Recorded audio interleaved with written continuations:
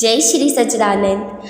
आत्म तृप्ति का साधन है क्या है आप लोगों को पता नहीं होगा, किसी को पता नहीं होता, लेकिन आज हम यही जानेंगे कि गुरु की आज्ञा में शिष्य का आत्म कल्याण कैसे है, आपकी आत्मा को तृप्ति कब मिलती है।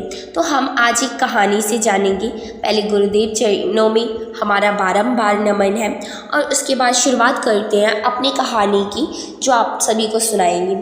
एक बार एक संत अपने शिष्यों के साथ परम प्रभु के नाम की चर्चा करते हुए काशी से वृंदावन की ओर बढ़ रहे थे।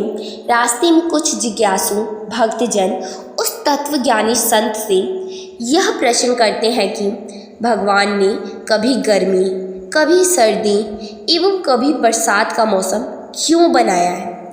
स्वामी जी ने बड़े ही सरल भाषा में उन व्यक्तियों का हृदय की आत्म तृप्ति करते हुए कहा कि यह प्रभु की अनुपम देन है।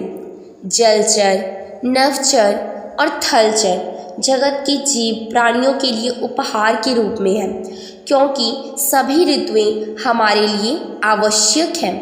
आज भीषण गर्मी का अनुभव हम सब प्राप्त कर रहे हैं। इससे पशु पक्षी सभी प्रभावित हैं। परंतु क्या कभी हम लोगों ने यह विचार किया कि यह मौसम प्रभु ने क्यों बनाया। परमपिता परमात्मा ने इस ग्रीष्म काल को इसलिए बनाया। परमपिता परमात्मा ने इस ग्रीष्म काल को इसीलिए बनाया कि जीव हमेशा निरोगी रहे और उनका तंत्रिका तंत्र ठीक रहे तथा विषाक्त कीटाणुओं से मुक्त होकर वह जीवन यापन करे। संत के एक भक्त ने कहा कि प्रभु, हमें प्यास क्यों लगती है, पानी शरीर को क्यों चाहिए या हमारी आत्मा को क्यों चाहिए। उन संत ने उस जिज्ञासु भक्त को समझाते हुए कहा कि देखो, यह शरीर पंच तत्वों से निर्मित है, यानी बना हुआ है। इसमें किसी भी एक तत्व की कमी होने के कारण यह शरीर अस्वस्थ हो जाएगा, बीमार हो जाएगा। जब यह शरीर अस्वस्थ हो जाएगा ना, तो जिस साधन के लिए यह शरीर मिला है, हम ध्यान व भजन सुमिरन नहीं कर पाएंगे। इसीलिए पांचों तत्वों का होना नितांत आवश्यक है। इसीलिए परमपिता परमात्मा ने ग्रीष्म ऋतु या अन्य ऋतुओं को बनाया है। कुछ आगे चलने के बाद एक निर्धन ब्राह्मण अपनी पत्नी व बच्चों के साथ भीषण गर्मी में भी प्रसन्नचित होकर परमपिता परमात्मा को धन्यवाद देते हुए पूरे परिवार यही कह रहे थे कि हे प्रभु, आपने यह भीषण गर्मी का मौसम बनाकर हम सभी प्राणियों पर बड़ा ही उपकार किया। जब संत की मंडली थी ना, वो लोगों की उन ब्राह्मण परिवार की वाणी को सुना तो स्तब्ध रह गए। उनके शब्द वहीं पर रुक गए और पुनः गुरुदेव से पूछते हैं कि हे प्रभु, ये लोग ऐसा क्यों बोल रहे हैं। संत ने उत्तर देते हुए कहा कि देखो, यह परिवार आत्मज्ञानी है, इनको हर मौसम से संतुष्टि है, इसीलिए ये प्रभु को धन्यवाद दे रहे हैं। ज्ञानी और अज्ञानी में यही अंतर है। धीरे धीरे समय बीतने लगा, बरसात का मौसम आ गया।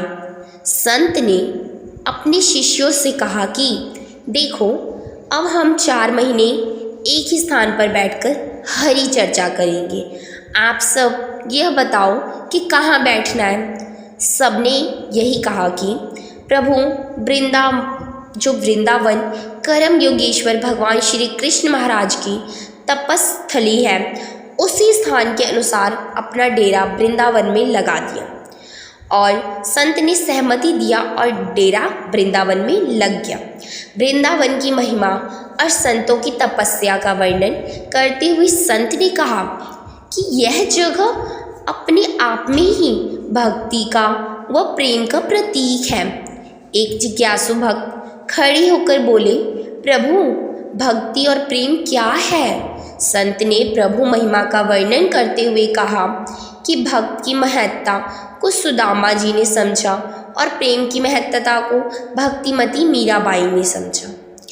एक छोटे परिवार में जन्म तो हुआ, परंतु संत रविदास जी ने मेवाड़ की महारानी मीराबाई को ज्ञान देकर यह भेदभाव समाप्त किया और क्षमता का परिचय दिया। भक्ति के प्रतीक सुदामा जी ब्राह्मण परिवार में होते हुए भी भक्ति की पराकाष्ठा तक पहुंचने के लिए भगवान के साथ जो उन्होंने मित्रता निभाई वह जग जाहिर है। इसीलिए भक्ति व प्रेम जिस भक्त के हृदय में प्रवेश करती है वह भक्त परमपिता परमात्मा के साकेत धाम का अधिकारी बनता है। इसीलिए एक जिज्ञासु भक्त को चाहिए कि पूर्ण सद्गुरु के सानिध्य में बैठकर सत्संग रस का पान करते हुए किसी प्रकार का संशय ना करते हुए ध्यान व भजन सुमिरन के पथ का अनुगामी बने, जिससे उसका इहलोक और परलोक दोनों ही संवर जाए। तो देखिए आप लोगों को ये कहानी सुनकर कैसा लगा कमेंट में बताइएगा।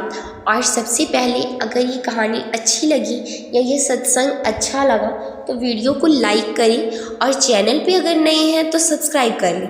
और सबसे ज़्यादा महत्वपूर्ण बात ये है कि आप हर संडे को आश्रम में ज़रूर पहुँचें और सत्संग सुनकर अपने जीवन का सफल व सार्थक जरूर बनाएं। सत्संग से ही हमारा जीवन सफल होता है।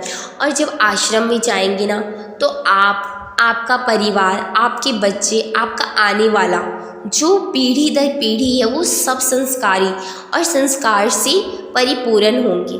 तो आप लोगों को जय श्री सच्चिदानंद, जय श्री मन नारायण।